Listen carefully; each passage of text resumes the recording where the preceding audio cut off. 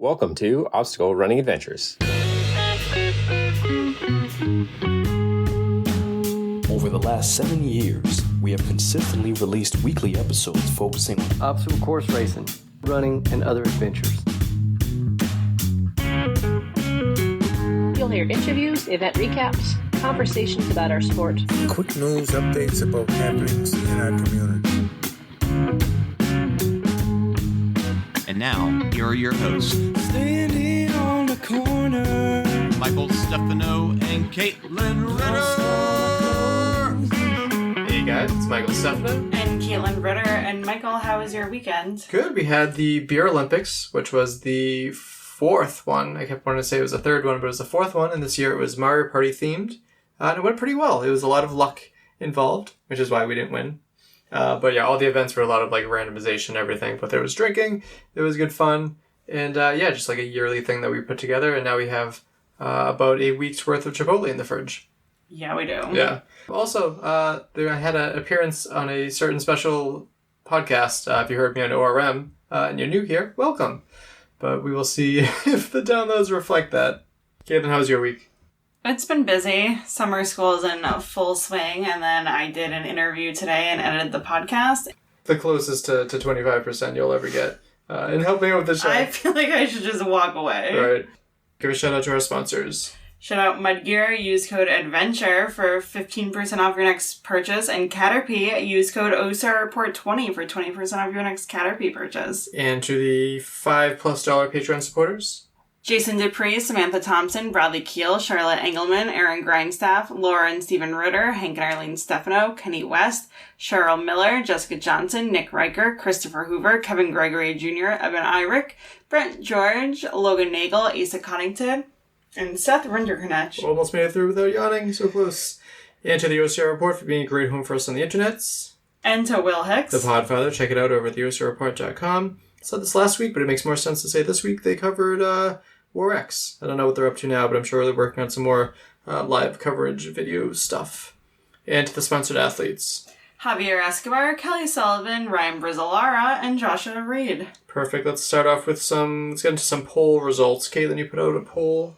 I said, if your pet drinks some of the milk out of your cereal bowl, would you still eat the rest of the cereal?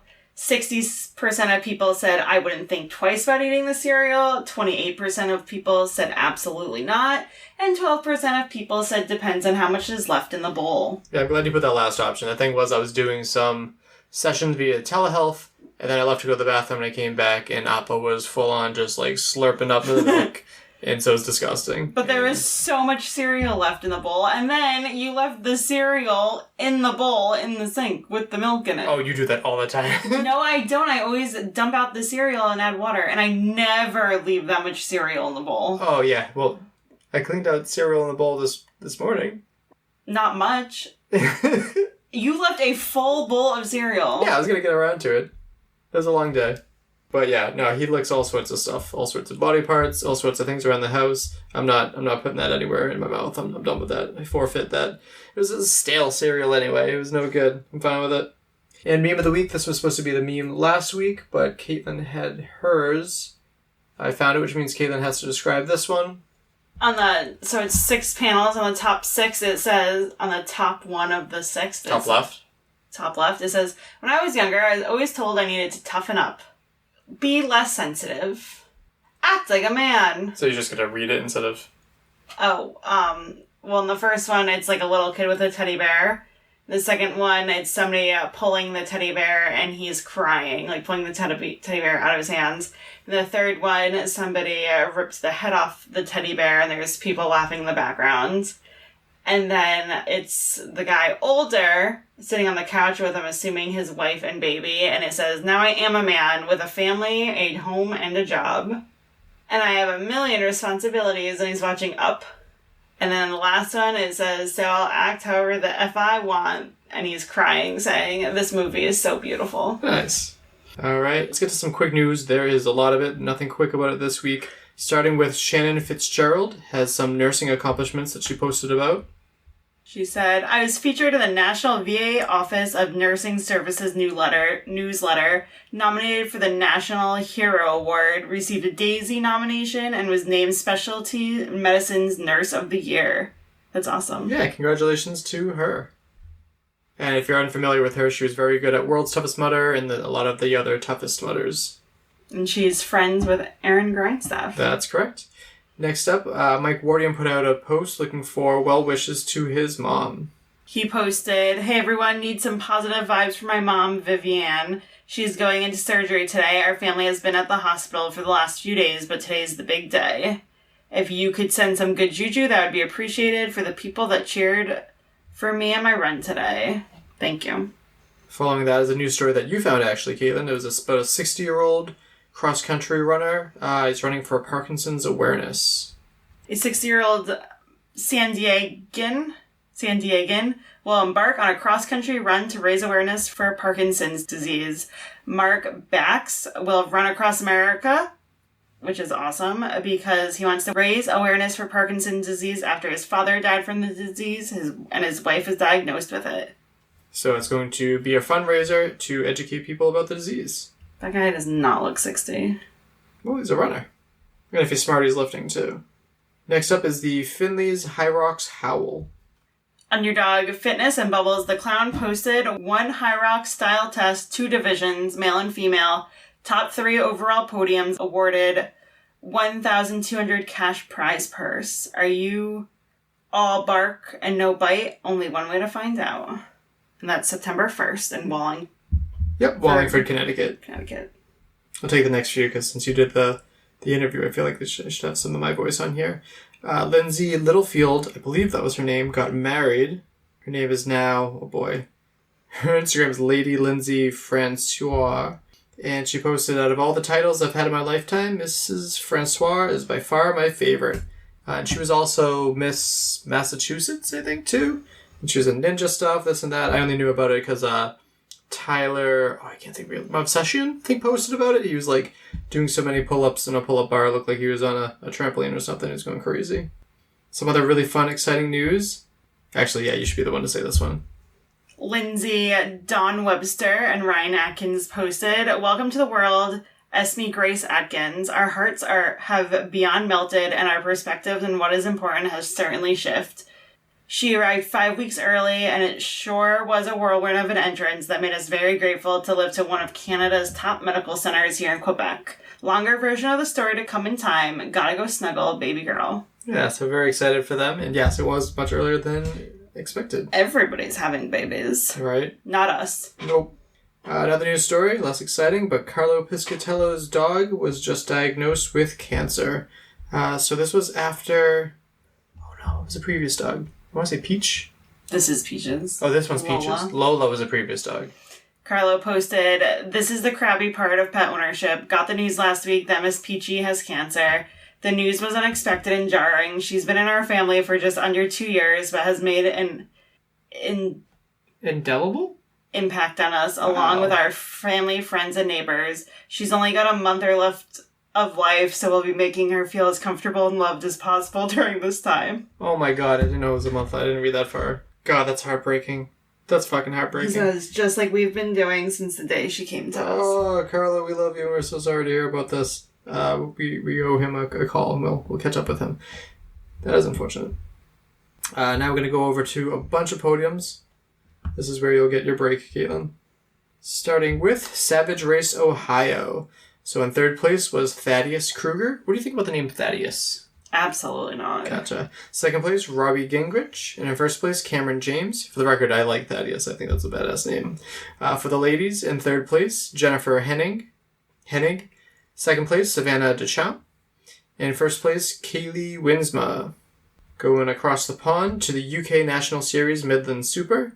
In third place for the men, Morgan Maxwell. Hey, I think I listened to a podcast with him on it. Second place, Roman Toth. And in first place, Gustave Cordua. For the ladies, in third place, Jade Skillen. Second place, Frederica de Carrera. And in first place, Andrea Berquez. This was in Rome, Italy. That sounds pretty cool. Called the Imperium Race. So for the men, in third place, Andrea Del Piano.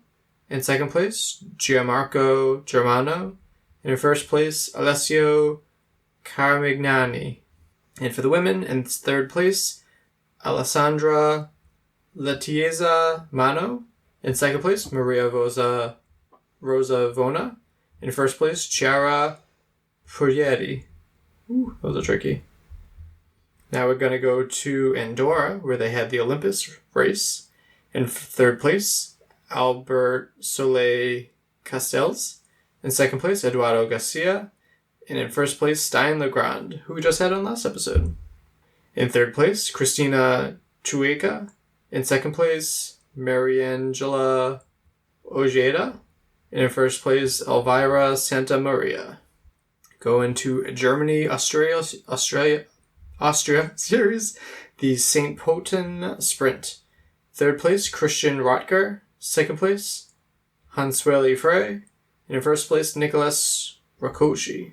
For the women, third, Lena Weller. Second, Adela Mesakova. And in first place, Klara Lokajekova. For the Spartan St. Polten Beast, third place, Michael Sauer. Second place, Honti Georgi. In first place, Nils Bohemi. For the women, third, Panja Schmidberger. Second place, Orsolia Perez. In first place, Lena Wellner. And of course, can't forget about the super. Oh boy. Third place, Guello Newley. Second place, Jacob Verbensky. In first place, Jan Vladar. For the women, third place, Denisa Rezikova. Second place, Simona Kucharova. And in first place, Alina Weller. Now we have the Ultra World Championships in Morzine, France. For the ladies, in third place, Yvonne Xu. Second place, Petra Arvella. And in first place, Ulrike Evanson, who just recovered from a horrible-looking injury. For the men, in third place, Nikolai Dam. Second, Thibault Jean. In first place, Luca Pescoldurung. This is me just realizing that Nikolai took third. Very excited for him. Go Denmark. For the Morzine Beast, Matteo Paliza took third for the men. Second was Antoine Fremond. First place, Edouard Hervey. For the women, I cannot read the third place woman's name. Let me check the tag. Still can't read it. But Jane Rogion, maybe? In third place, Amanda Schneider. And in first place, Ilyaria Paltrieri. For the record, I can't read any of them, but that one was in some sort of Asian characters. Now going back to the United States with the Beast Lake 5K obstacle course race. Third place, Taylor Huffman. Second place, Jared Bergman. First place, Ryan Duplessis. Really good at saying that last name now. Third place for the women, Melissa Carr. Second place, Caroline Downs. In first place, Elizabeth Edmonds. And for the France National Series Morzine Super, third place, Julian Verret. Second place, Jonathan Garcia. And in first place, none other than Jeremy Gachet. For the women, Camille Seliot took third. Followed second, Claudia Bon Giovanni. And in first place, Jezebel Kramer. And that's all the podiums. Jesus Christ, that was a lot. All those and secret links down below. So let's get to what this episode's all about. So I've been hearing great things about WarX for a couple years now. Jason traveled up to do a live stream, so it's starting to get some more attention. So I reached out to Chennell Berg, who won the event for the ladies. Caitlin, you did the interview. How did it go? I did. I talked to Chennell, and we focused on talking about her cattle ranch, her evolution of training and becoming a runner, and then her experience at placing first at WarX last weekend. Awesome. Let's get right to it. I'm Chennell Berg, and I am from White Sulphur Springs, Montana. Perfect. Have you always lived in Montana? I have. I went out of state a little bit in college, and then came back after college and grew born and raised in Montana on a ranch. Own a ranch, operate a ranch. My husband owns and operates his family's ranch, and we lease my parents' pasture. And so, just been a ranch kid all my life. That's awesome. I've never been to Montana, but I hear everybody that goes there just talks about how beautiful it is. It is beautiful. And the summers are amazing, and the winters can be very long and brutal. I can only imagine what kind of, you say ranch, but is it like cattle? Is it like Yeah, it's beef cattle. Yep. Okay. Oh, that's awesome. And what about your husband's ranch? Same. Yep. So we kind of combine now. We just run them in both places. I grew up maybe 40 miles from where we live now. So yeah. Oh, that's awesome. I don't know anybody that owns like cattle and farmland. So that's Yeah, it's awesome. I mean, it's great. Yeah. that is cool. Is that how, like, I'm assuming you probably work like very manual, like labor jobs on the farm or the ranch? Yes. I grew up with a few of my cousins and my dad and my uncle ranch together, and yeah, so I was raised working on the ranch, like super active, a lot of manual labor type jobs. Stayed really active, just through that, and like riding horses, and I rodeoed, and Oh, that's so cool. yeah, and then I got my accounting degree, and so that puts me in an office a little bit, but really just during tax seasons. So I'm trying to be at the ranch more now. Yeah, because that's what I love being outside, being active, like just working. That's super cool. We live in Massachusetts, not near Boston, but we're like halfway between Boston and Providence. So are more like city than like small town or like farm and nature. So that's super cool. Yeah. Oh, thanks. Yeah, I mean, I love it. It's what I have known and what I love, and yeah, I'm lucky to be able to keep doing it. That's so awesome. And then I know you said your summers are really nice. Right now we're on like a 90 to 95-degree heat wave in Massachusetts. And the humidity is just absolutely disgusting. So we when it hits 90 here, it's not common. I mean, I don't know if we get like 5 to 7, maybe 90-degree days a year, and usually they're not all, spread out over a couple times during the summer, but we have no humidity, so it is like dry. I mean, the humidity is like 10 or 15%. It's pretty low. That sounds so lovely. I got to school yesterday because of the humidity. The floors were just soaking wet. The paper, like everything was just like damp. It was gross. But enough about Montana and your personal life. We wanted to talk to you because of your experience with War X. But before we even get to that, how did you find OCR? Like, what made you get started in your OCR journey? Oh boy. Well, it was pretty recent. So it was like 2022. So 2 years ago, there is the Spartan race. That there's one in Montana, and I had a private accounting job at the time, and I heard one of my friends at coworkers like mentioning it and saying, "Oh, they've done it, for years, and they really like it." And I was like, "Huh, that sounds interesting." And so I looked it up, and I was like, "Oh, okay, I could try that."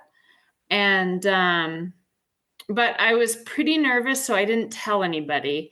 I didn't even tell my husband. Oh my God. And so I signed up for this, and I'm like a week before, maybe 2 weeks before, and I'm like, okay, I actually have to tell him that I'm going to be leaving. And so I was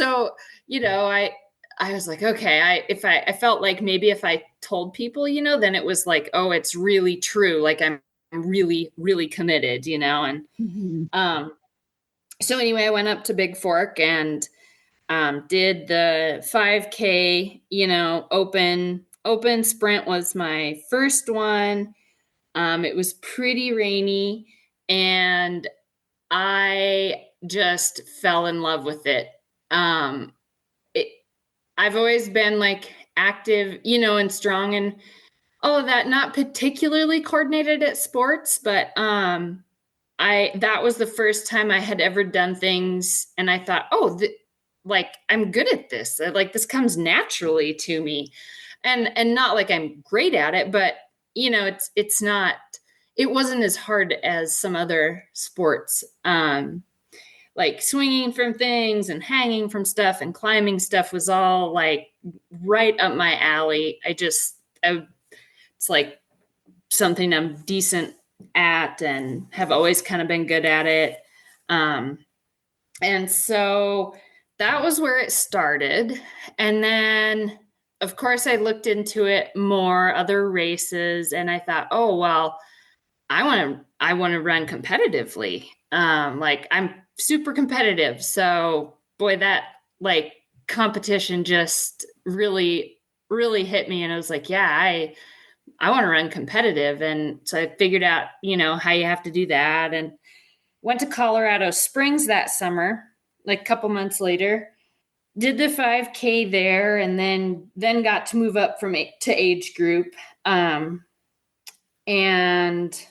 yeah, that kind of, the first year was pretty slow. I did those 2 races. I did a local race that was just put on by an organization. It's the Montana Vet Program, put it on in Montana at one of our ski hills. So I went and did that. And then I I decided, I started to like get emails about the OCR World Championships. And I was like, oh, wow, that sounds cool. And for no other reason than I was like, oh, that is super cool, I signed up for it. Oh, that's awesome. And and then I got there and I was like, oh gosh, I am way out of my, I am like, these people are so far out of my league, it's not even funny. And my mom and my aunt went with me, and they didn't they didn't admit until afterwards that they both thought, oh, I hope she just makes it through the course, and I hope she just finishes ahead of one person. So there was really like, none of us really had much faith in me, but it went really well. And again, I just loved it. I just loved it. And then last year I started trying to be more competitive, run the US national races, do the world championships again. And last year was the first year at Warex, and that was my favorite race all year. And so, yeah, I was like super excited to come back this year. That's crazy that you went from like 0 to 2 races to now like OCRWC and competing like not just as an age group athlete, but like as an elite athlete. When you first started running, when you ran your first Spartan race, did you do any specific training for it, or did you find that like your like natural work with your like land and your cattle was enough to like get you at a good starting point? I would say it was a good starting point. At the time, the nearest, I also, we don't have like a ninja gym or an obstacle gym. And so like I would watch YouTube videos, and I lifted and I hiked a lot, and I've always hiked a lot, but like I just made a point to hike more and like put weight in my pack and like hike with that.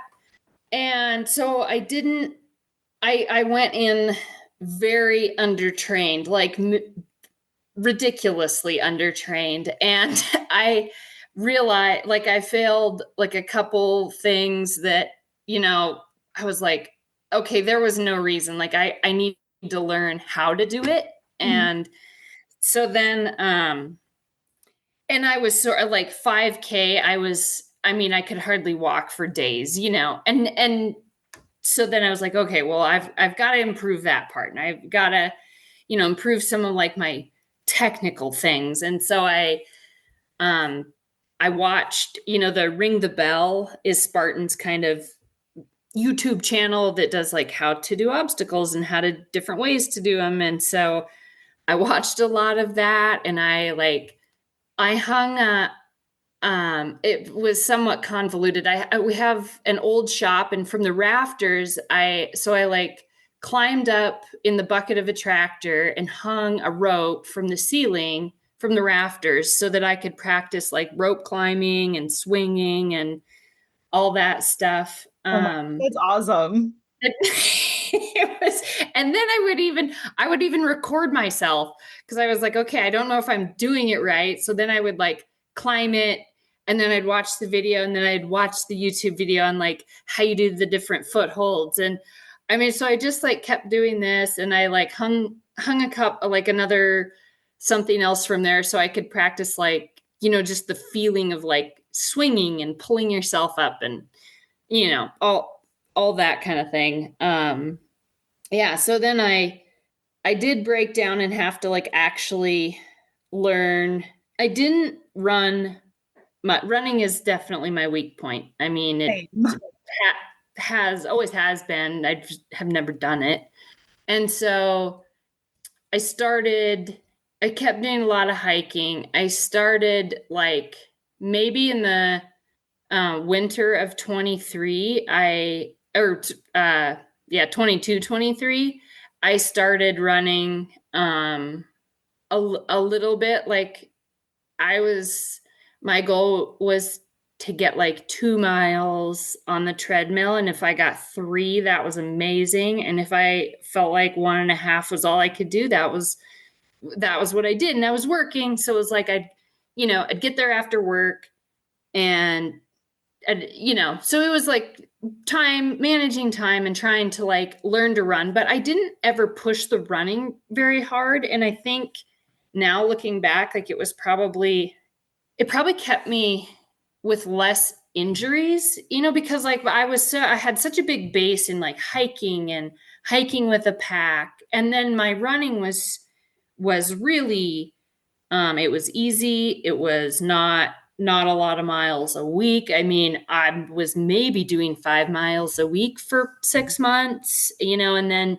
then slowly like started to build it up. But in hindsight, I think it was probably worked out well for the running because it was just this real slow, steady incline of mileage and duration. And yeah, so that was kind of how my first couple years went for training. And it probably helped with burnout too. Like I'm somebody who I don't like running. So if I go to the gym, I like to lift heavy and I like to like do the weights. But then it's like as soon as I will walk on an incline treadmill for hours, but it's like as soon as I have to like up the pace because I know I'm not a good runner, I'm just like, this isn't fun for me anymore. I don't want to do this. Yes, that was exactly how I felt. Like I just dreaded running. I mean, I would avoid it at all costs.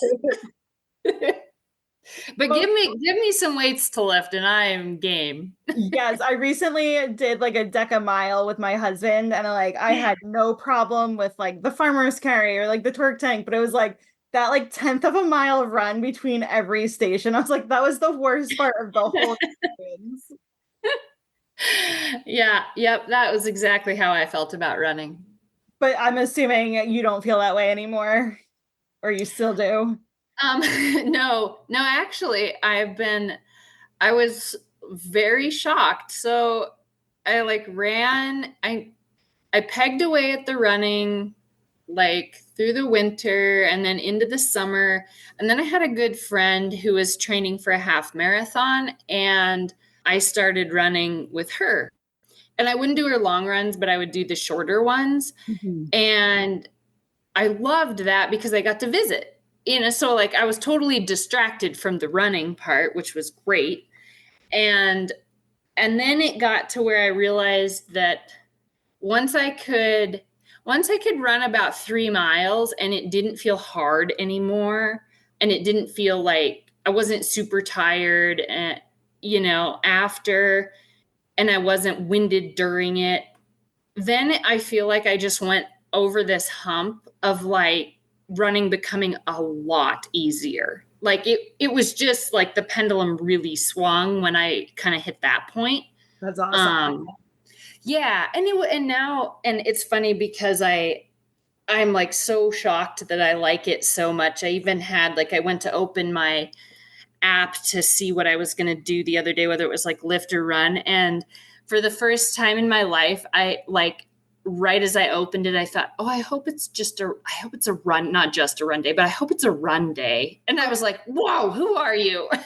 Who is this person? That's so funny. I know. It's funny how your perspective shifts, because I have run half marathons and I got into a good group, but then that was many years ago. And now I'm just anti-running. So I think you did make a really good point though, on the burnout part. So when I rodeoed, I practiced a lot. It was hours and hours. Probably 4 days a week, and then rodeos 2 days a week. It was, and I did it a long time. And what I realized was it was really easy to start to dislike it and kind of get burned out. And I thought, you know what, I like obstacle racing so much. I don't want to turn it into something I don't like. So if and I'm competitive enough that I want to do well. So I will, I will put the time in to train and in to be a better runner. But I don't ever want to start to dread it or start to hate the last thing I want to do is go for a run. If I'm wiped out at the end of a day, I'm not going to go for a run. It just, my body can't do it. It's too much. Yeah. Absolutely. No, I totally get that. And I think it's good to be in tune with yourself about that and knowing I'd rather be in this for a long time than a short time and then just not enjoy it anymore. Yep. Yeah, totally.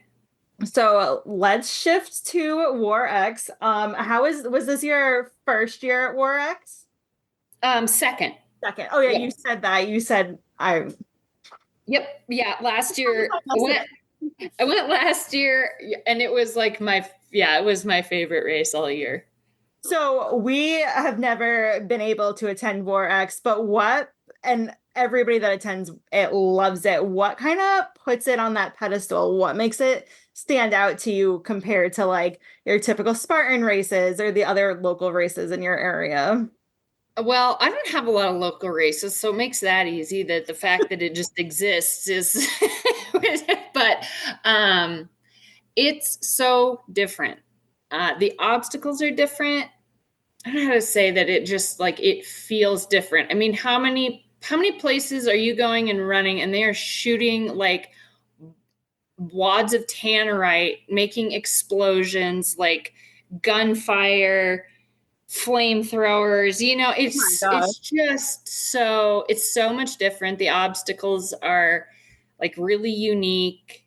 You're going, and I think one of the most unique, or a couple of the most unique ones, not necessarily the hardest, but are going in the culverts that are submerged in water. The mental part of that, where you're I know I have to be underwater to get, in or out.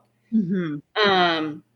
Yeah, they're just cool, I think, because they're different, Absolutely. And I know one of our friends was actually there during the event, and I don't know if it's a water slide or a slip and slide, but the video that he sent, he got so much air at the bottom. That alone makes me want to go. Yes, it is. It's 350 feet of water slide. Well, it's heavy duty slip and slide, down a hill into a pond. Yeah. And it's wild. It is so wild. It looks wild. And I was watching it and I was I feel a little part of me would be a little nervous going down, because it's the bottom impact. What, it looked crazy, but it looked so much fun. Yeah. Yeah. The bottom impact was not super enjoyable. I'm thinking I maybe should have taken the cannonball approach instead. I kind of spun through the air and then landed on my back and whacked my head off the water. And so I was like trying to get my ears to drain and while I'm running, and finally like they, one drains. I was like, oh, thank God. Like equilibrium's all weirded out. What other unique obstacles do they have? I know. The other one that's kind of wild is like, aside from the rigs, which I mean, those like I can talk about those too, but like it's like, I mean, I think it's like storm drain or culvert or something, and it's not like it's big enough for me to like.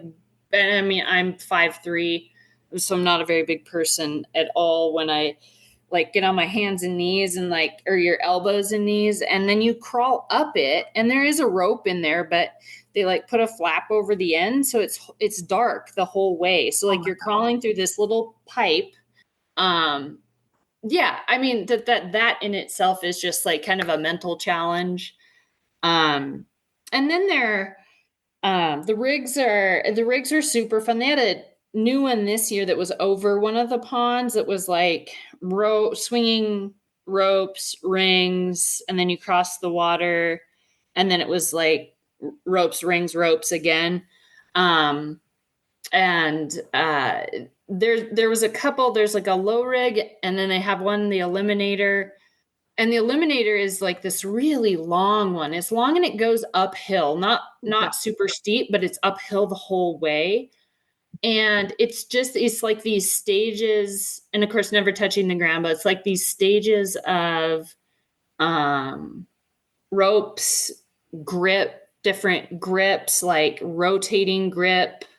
And then, a couple poles that you jump between, and like a jump, and then another like upper kind of like higher rig type thing. And it was just super long. So, the duration of that one was hard. So many people train for rigs to be on like a flat land, and I just feel like even if it's like a slight incline, like that throws off how your body weight is and your momentum. Yep. Yeah. I mean, it is. It's like you've just got this added resistance of gravity and like uphill. Yeah. And then we also heard that a couple of complaints about the event where not all the elites went off in the first wave. Did you notice that at all? I mean, I noticed it. I guess I didn't think about it a whole lot. Does that affect how you No. But and maybe I just haven't done it long enough, and I'm new.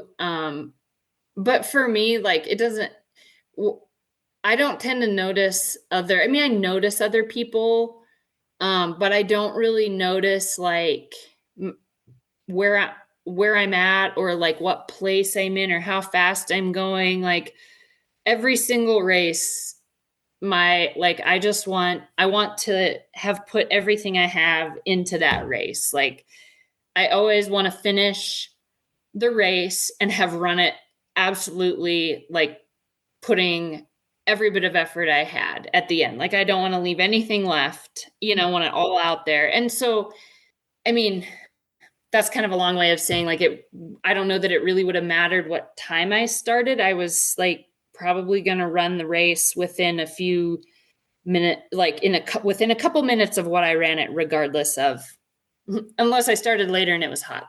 That didn't really, yeah.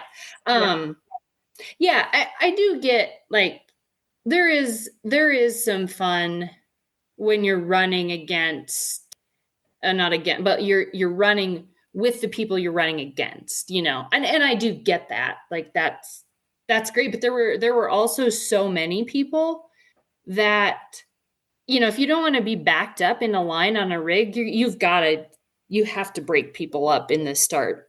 And the fact that there are so many people, like you want numbers at OCR races. Like if people want War X to come back next year, like you want the waves to be full, and you want there to have to be multiple waves of elites. So this way, like they'll come back.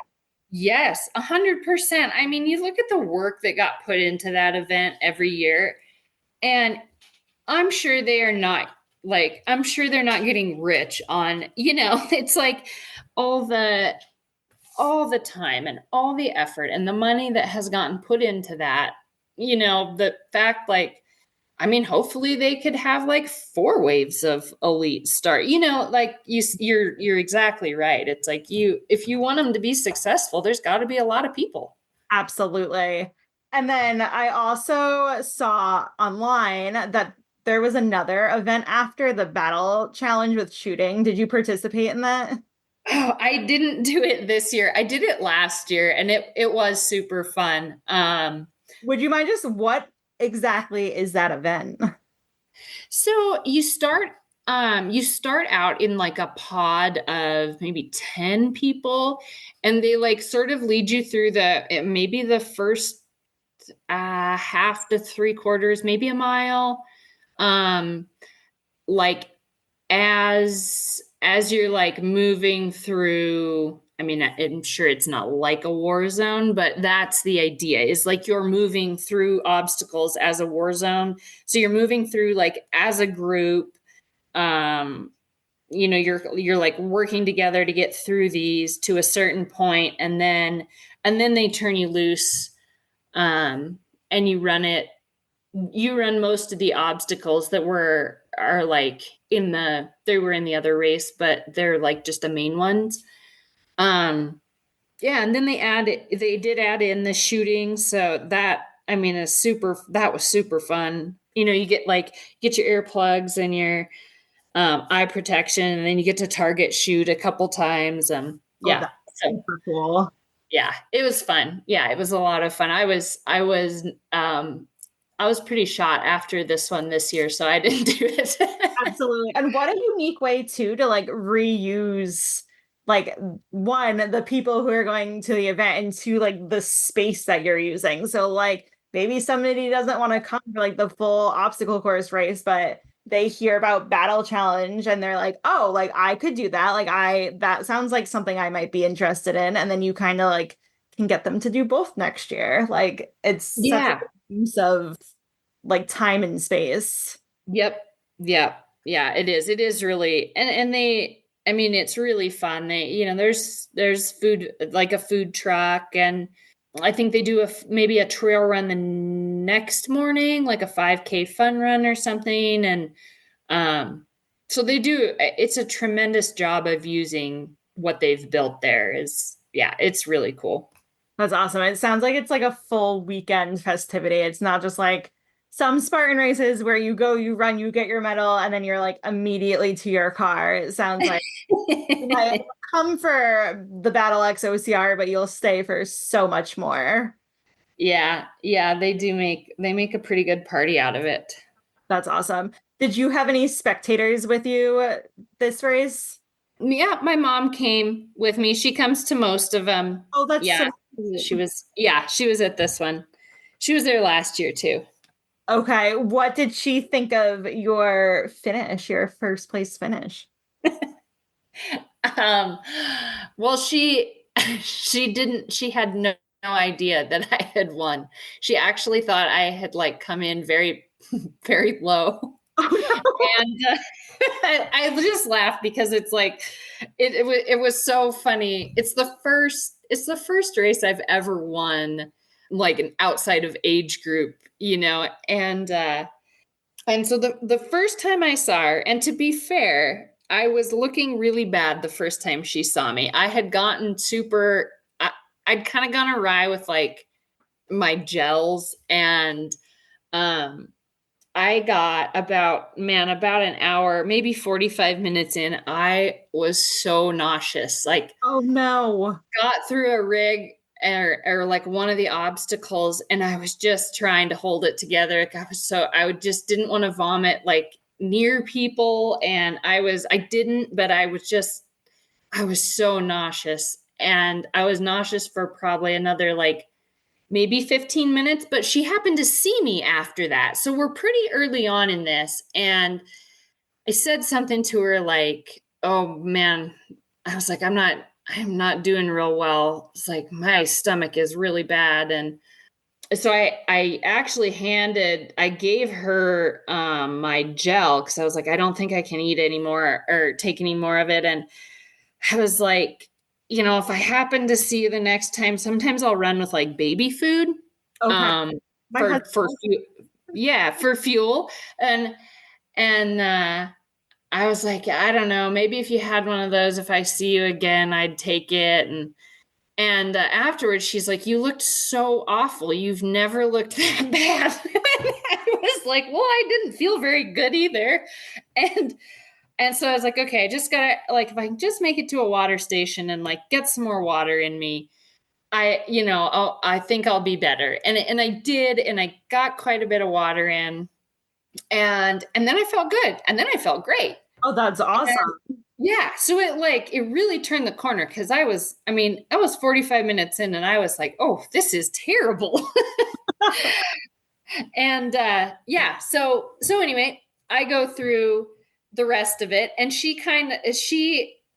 was like, well, I went back to our stuff, and she's like, I thought as bad as you looked, I wouldn't see you for a while. And so she like missed me at the water slide, and so I'm coming around like towards the finish, and I can't remember quite what I remember some of the last ones being like those big stairs with like the motivational words on them. And by that time I was like, we were at the end. I was exhausted. Mm-hmm. And so I'm coming in, and I see her and whatever, and she's so nice. She's like, you're doing great. Oh, that's so sweet. Yeah. She'll sometimes say, she's just run with your heart. And yeah. So I'm like finished the race, and I knew I was in first because I could hear the person like who was like doing the OCR report, like that was mm-hmm. running along there. I could hear her talking, so I kind of put together what was going on. Like, oh, I'd moved into first, and then I was just terrified because I was like, oh my God, now I really have to hurry. Right. And the pressure's on. Yeah. It was like a ton of pressure. And I come into the finish, and I've never won one. So they're like, oh, okay, come over for an interview. And I'm a little flustered. So I'm just like, I just got to get I need water. I'm really thirsty. And then I'm going to need food real quick. Right. So I go over to the interview tent, and my mom she didn't see me finish because we were coming up that big hill.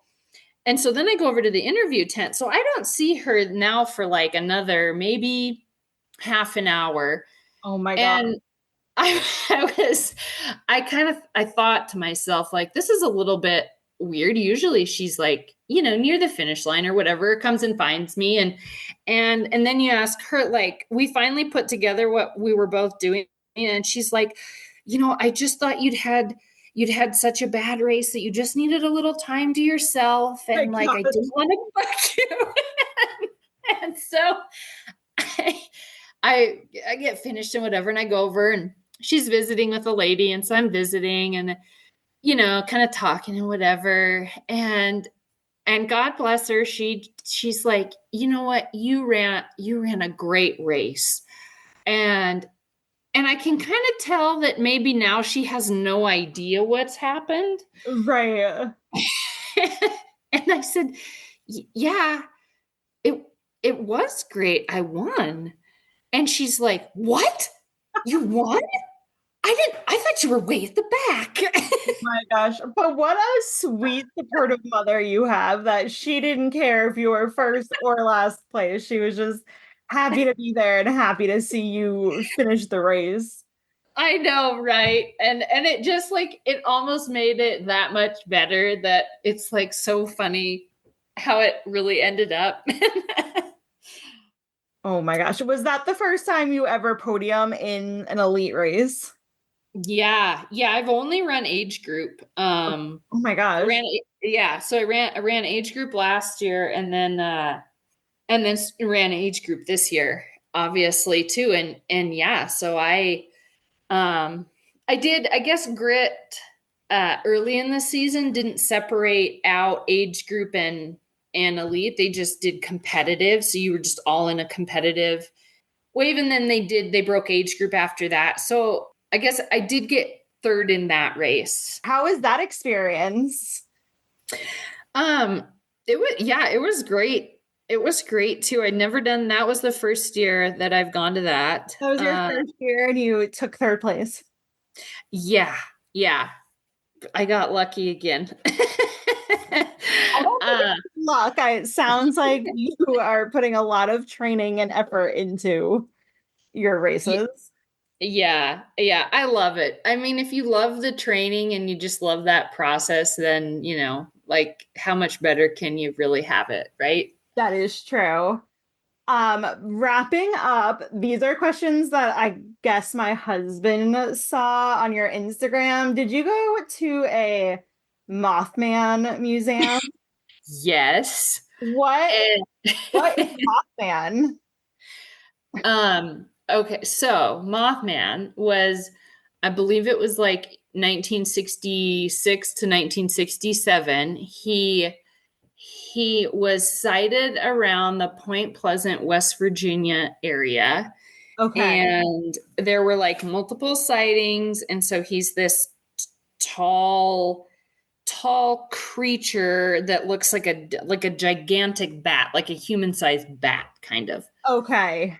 Yeah. So, and they, I think some of the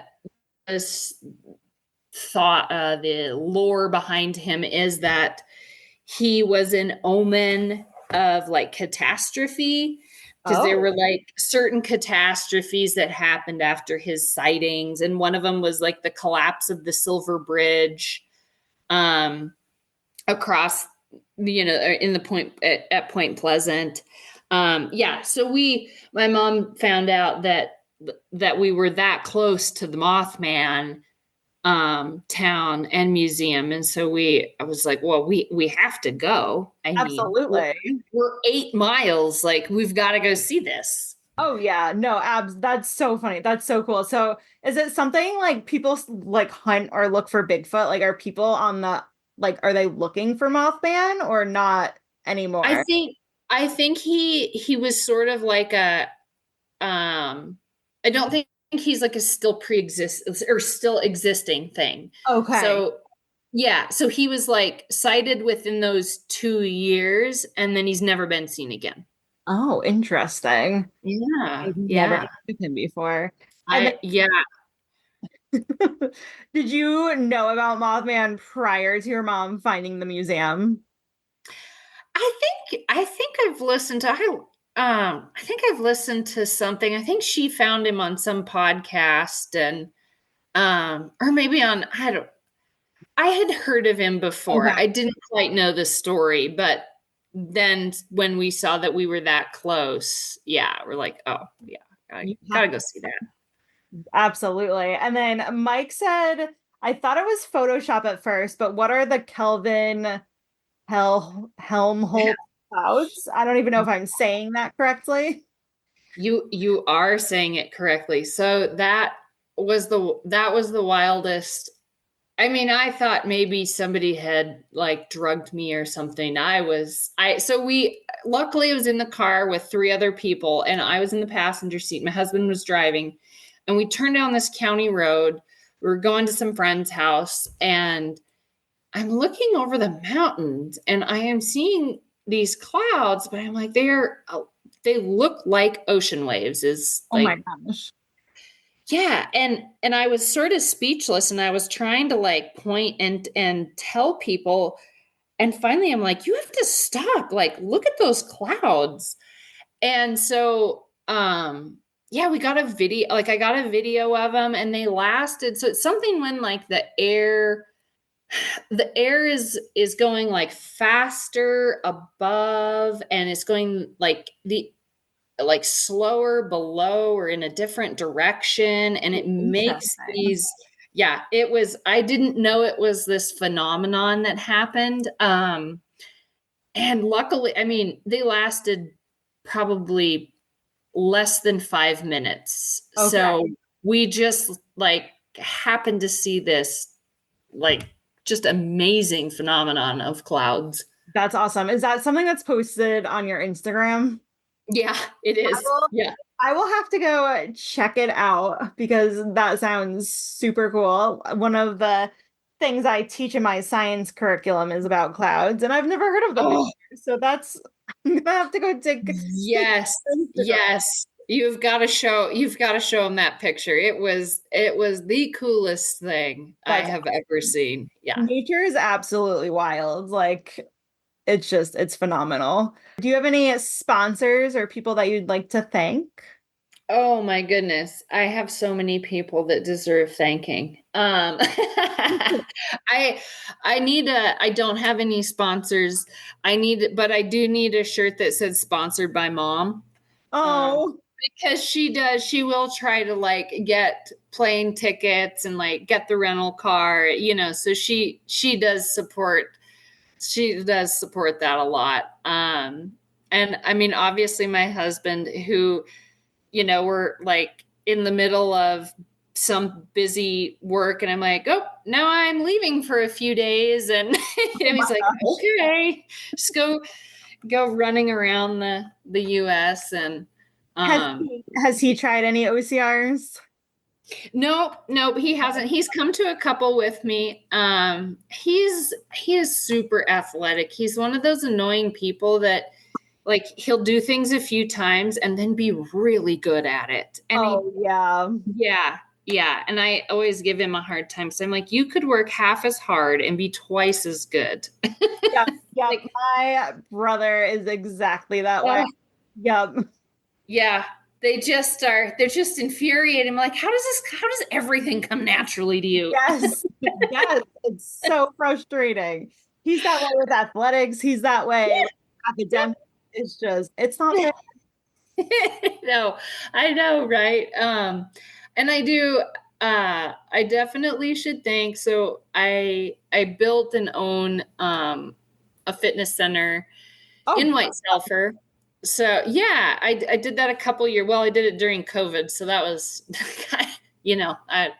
good or bad, but, and I just I have such great staff there, that I can leave and they run it and are so great.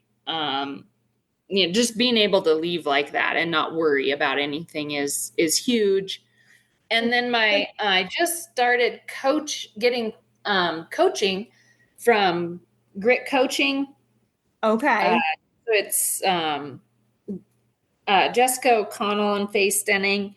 They started coaching me in April of this year. And that has been so nice. I can really tell like my running has improved a lot over the spring and summer. Going back to the fitness community. Yeah. What is the name of it? Stone Temple Fitness and Spa. Oh. Yeah, so we have a fitness center. It's a very like universal type. It's not specific. We've got classes, and then we have 2 massage therapists and 2 hairstylists. Oh my God. We have like a little day spa and salon. Like White Sulphur would be like an hour to an hour and a half away from any big town.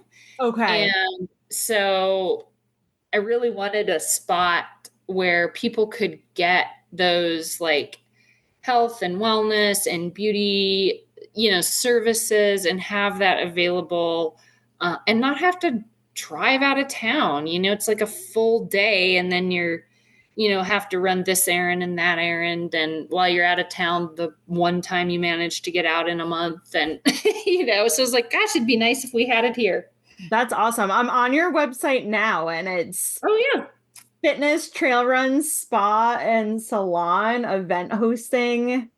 Oh my gosh. And you have booth rental opening. So it looks like you might eventually have a nutritionist, a nail tech, an esthetician or an acupuncturist. That's incredible. I can't believe this is just now coming up.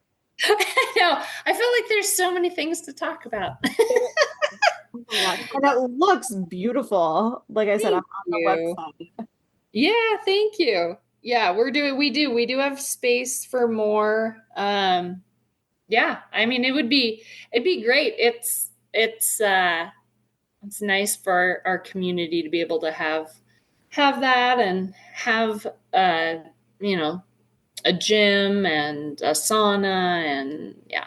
That's incredible. That's awesome. So where can people find more about your spa and wellness center, as well as finding you personally on social media? Fitness center. So Stone Temple, our website obviously is stonetemplefitness.com. On Instagram, Stone Temple Fitness, Instagram and Facebook. And then, you know, me personally, I'm on Instagram and Facebook, Chennell Berg. I'm not like an avid social media user, mostly because I'm trying to, like, the gym's social media takes the amount of time that I have. So I sort of like work on that instead of my own, but I do try to get like some race posts out. I got pretty behind this year, but just some fun stuff, or like fun ranch stuff, or the dogs. I post a lot of pictures of my dogs. Ooh. What kind of dogs do you have? We have 2 short-hair border collies and 2 red heeler corgi crosses. Oh my gosh!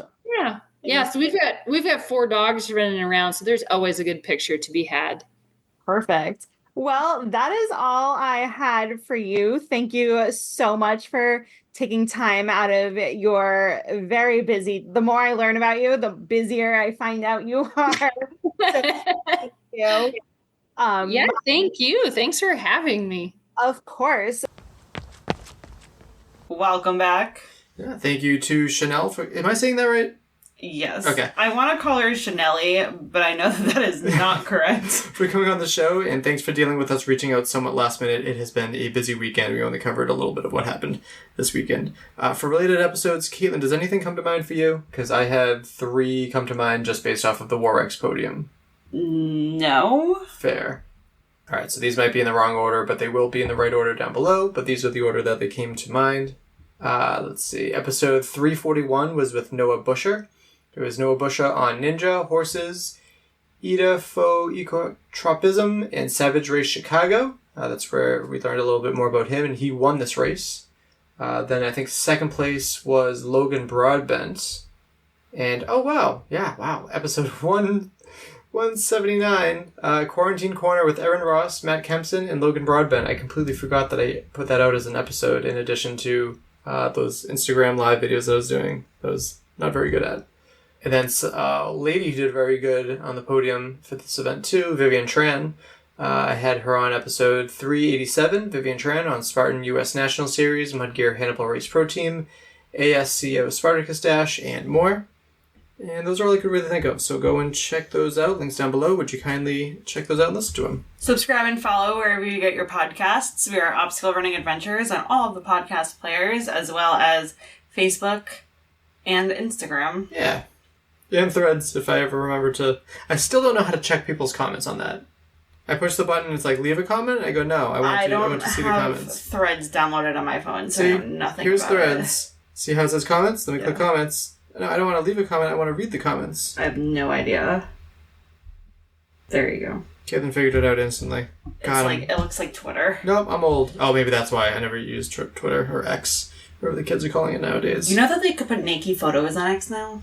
Yes. I think that's always kind of been the case. But it's worse now. Yeah, I was scrolling on it the other day, and I was like, what is happening? Yeah, not great. Not great. Leave us a review on that Purple Podcast app. We'd love to hear what you think. Yeah, we got some good feedback on the episode with Matt B. Davis. That was appreciated too. But yeah, keep it rolling. That'd be nice. You can support us over on Patreon for as little as $2, as many as $10. We did finally do May's Patreon video. That was a lot more context to the plans for this show moving forward things may be changing. So they have a bigger heads up because I think they deserve at least that much. And then we plan to do a June Patreon video with the cats, right? We're gonna try. Yeah, that'll be interesting. Coming up next, I'm hoping to do a Spartan Ultra World Championship episode. I've reached out to an athlete, but I'm going to reach out to a backup as well. So we'll see how that goes. Kayla, do you have a quote or a joke? I've got both. My quote is from A.R. Lucas. There's ever a slight chance at getting something that will make you happy, risk it. Life's too short and happiness is too rare. Nice. And then my joke is, what do you call a detective who accidentally solves all of his cases? Gumshoe. I don't know. Sherlock Holmes. Oh, that's a good one. And I have another funny one. Sure. What do you call a paper airplane that can't fly? What? Stationary. Oh, that's actually a pretty good one. All right, well, that just about wraps it up. My name is Michael Stefano. And my name is Caitlin Ritter. And we'll talk to you next week. Bye. Thank you for listening. If you enjoyed this episode, please be sure to subscribe to our show and write us a review on your favorite podcast app. You can also follow us on Instagram and Facebook and connect with us there. Most importantly, we would appreciate it if you shared an episode with a friend so we can reach more ears. Then continue to effectively shine a light on the people in our sport, as well as the events that we are so passionate about.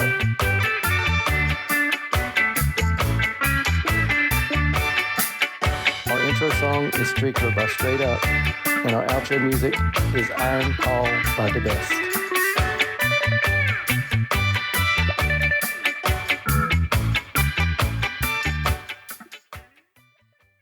Hold on one second. My cat is meowing at the door. Sorry. Hi, come on in. What's your cat's name? His name is Appa. Here, come here. Nice. He has a very soft meow. When I can Oh. hear him meow, I know that he's like being tormented outside. Oh, he's such a cute cat. He is, but sorry, back to You're good.